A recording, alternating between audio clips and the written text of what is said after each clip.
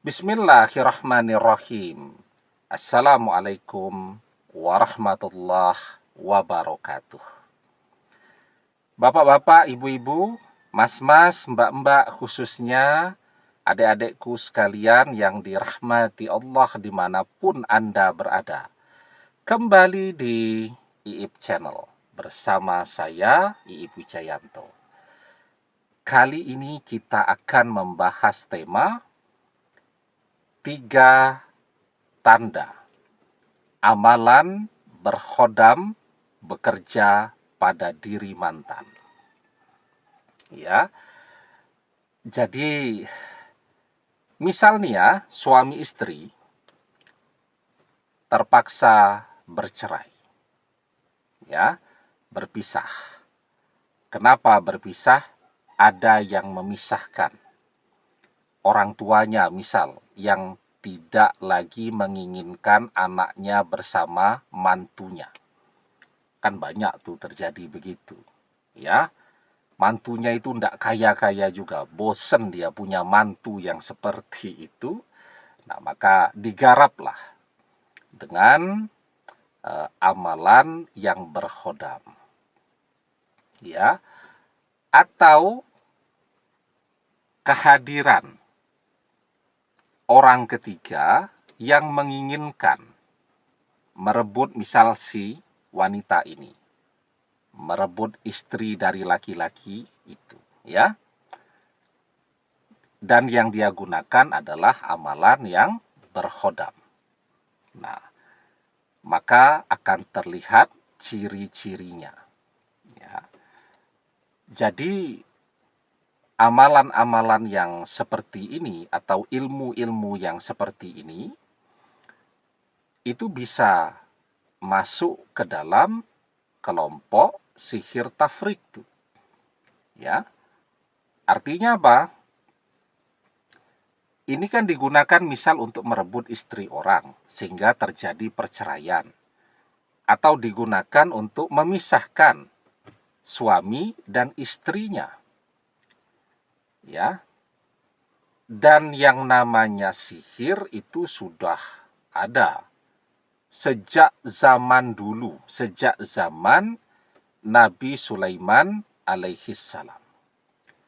Di dalam surat Al-Baqarah ayat ke-102 dijelaskan, fayata'allamuna minhuma ma yufarriquna bihi bainal mar'i wa zaujih. Dan mereka mempelajari dari keduanya, Harut dan Marut, yang apa dengan sihir itu dapat menceraikan antara suami dan istrinya. Jadi sudah dijelaskan tuh jauh-jauh hari. Fayata'allamuna minhuma ma yufarriquna bihi bainal mar'i wa zauji. Ya. Nah, misal ketika mantan nih, ya, ada yang menggarap. Misal dengan ilmu pelet misal gitu kan, untuk merebut mantan dari kita. Maka ada 3 tanda-tandanya. Yang pertama, dia selalu menyebut orang yang mengirimkan ilmu itu tadi kepada dia, atau mengirimkan khodam-khodam itu tadi kepada dia. Nyebut terus tuh, ya, cerita terus, kangen terus, terbayang-bayang terus. Ya, pokoknya tidak normal banget lah. Ya.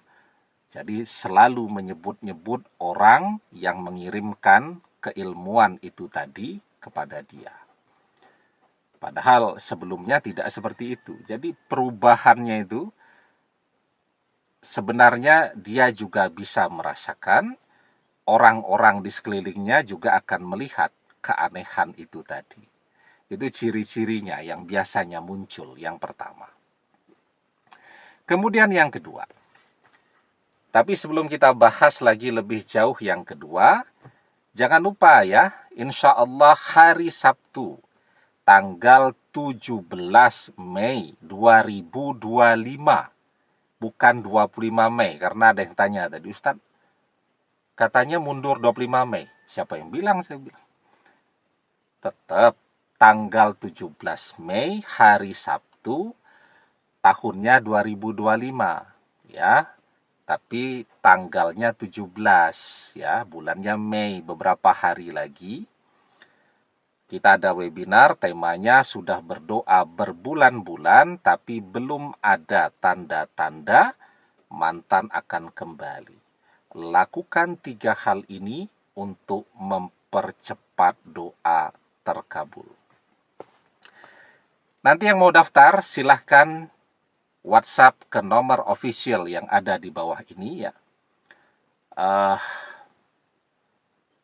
Yang mau tanya-tanya di luar tema juga boleh, nanti kalau ada ilmunya bisa kita kupas bersama-sama ya. Kemudian yang mau curhat juga boleh, yang mau berdoa bareng-bareng juga boleh ya. Nanti kita bacakan doa untuk memindahkan perasaan cinta di hati kita, rasa kangen di hati kita ke hatinya mantan ya.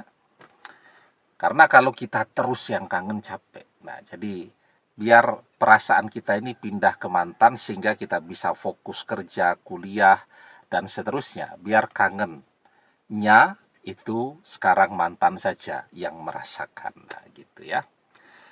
Oke ya, itu cirinya yang pertama. Selalu teringat, kangen, menyebut-nyebut orang yang mengirimkan keilmuan itu tadi. Dan kita bisa tahu kan, oh itu yang ngirimi ya. Karena kan dia akan nyebut orang itu terus ya. Kemudian cirinya yang kedua, dia akan sering tidak nyambung, blank ya. Karena kan kalau amalan itu berkhodam kan, khodam itu ada yang menempel di telinganya, ya jin-jinnya tadi ada yang nempel masuk ke pikirannya, ya, menguasai matanya, bahkan di lidahnya, dan seterusnya, dan seterusnya. Nah, jadi kan biasanya kalau khodam kan tidak 1-2 ya, tapi jin itu biasanya ribuan itu ya. Kalau ketempelannya 2-3 biji, biasanya manusianya tidak merasakan. Oke. Kita ini kan, bersama kita ini ada jin terus nih, yang namanya jin korin kita tuh selalu nempel nih bersama kita. Tidak terasa. Ya.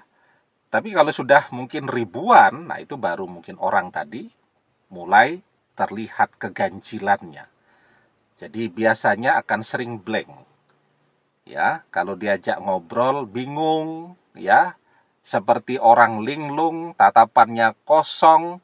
Kalau diajak ngobrol ndak nyambung, nah biasanya seperti itu. Itu cirinya yang kedua.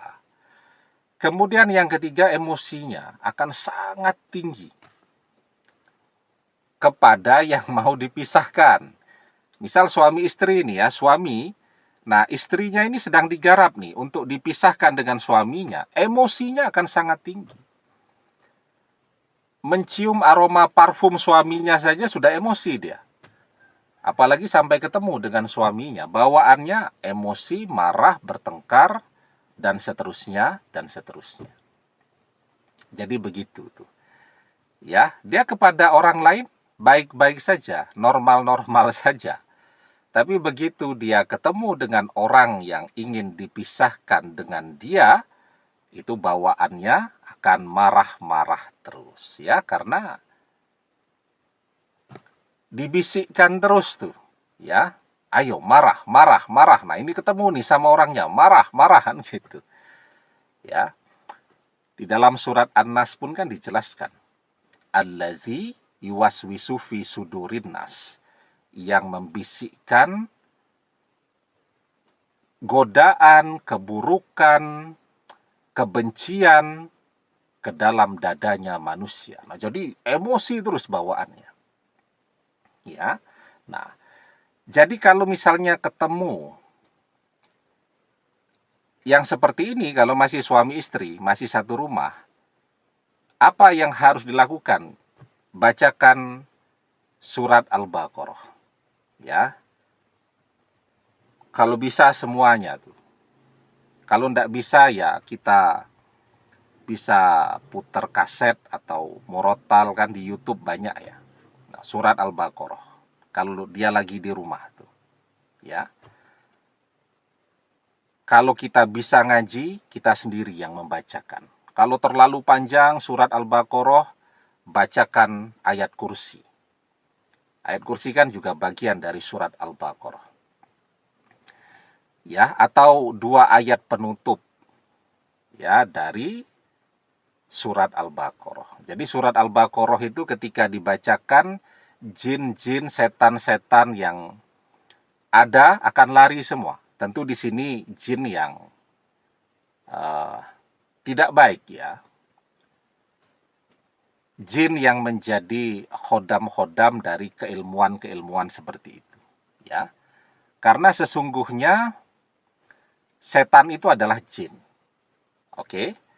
Itu dijelaskan di dalam surat Al-Kahfi ayat ke-50. Setan itu adalah jin. Tetapi jin belum tentu setan, karena jin yang baik juga banyak. Ya, jin yang tekun, taat, ibadahnya juga banyak.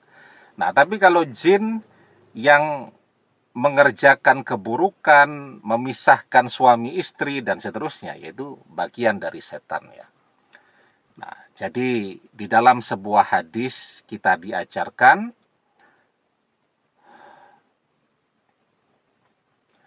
la taj'alu buyutakum maqabira inna syaitan yanfiru minal baitil lazi taqra' fihi suratul Baqarah. La taj'alu buyutakum maqabira. Jangan menjadikan rumah-rumah kalian seperti halnya kuburan, sepi senyap. Ya. Inna syaitan, sesungguhnya setan, yanfiru, lari, minal baitil lazi, dari rumah, taqra' fihi, yang di dalamnya dibacakan suratul Baqarah, surat Al-Baqarah. Ya, nah jadi bacakan surat Al-Baqarah, semoga bersih ya. Begitu. Nah, bagaimana kalau orang ngejar-ngejar mantannya menggunakan amalan yang berkhodam? Apa ciri-cirinya ketika amalan itu bekerja? Ya sama tadi. Ya, dia akan rindu menggebu-gebu, ya. Dia jadi blank gitu. Kemudian emosinya kepada orang-orang mungkin yang mencegah dia untuk kembali itu akan sangat tinggi. Ya sama, kira-kira seperti itu ya. Nah, tapi ya itu tadi ya. Di video sebelumnya juga sudah saya sampaikan, sebaiknya jangan menggunakan amalan yang berkhodam ya. Agar kalau mantan kembali, itu mantannya utuh tuh. Ya, pikirannya maksudnya. Karena bisa saja kan kalau dikuasai khodam itu pikirannya kembali itu jadi separoh-separoh nanti. Ya, sering blank dia, sering lupa, jadi pelupa. Padahal masih muda, kalau sudah mulai tua-tua pelupa wajar lah ya. Tapi usia masih muda, tapi jadi pelupa, diajak ngobrol ndak nyambung, dan seterusnya tadi. Nah kan kasihan ya. Nah, maka kalau mau berdoa, ya, mengerjakan amalan, nah pilih tidak usah yang berkhodam, ya. Di video sebelumnya kita sudah bahas ya detail tentang ciri-ciri amalan-amalan yang berkhodam, ya. Jadi kalau mau lebih murni lagi, cukup berdoa. Minta pertolongan kepada Allah ya. Insya Allah ketika Allah kabulkan, maka kalaupun mantan ini bukan jodoh kita, takdir bisa berubah dengan kekuatan doa. Ya, la yaruddul qada'a illa doa. Tidak ada yang bisa menolak takdir illa doa, kecuali doa. Oke. Jadi demikian, semoga bermanfaat. Wallahu a'lam bissawab, billahi taufik wal hidayah. Assalamualaikum warahmatullahi wabarakatuh.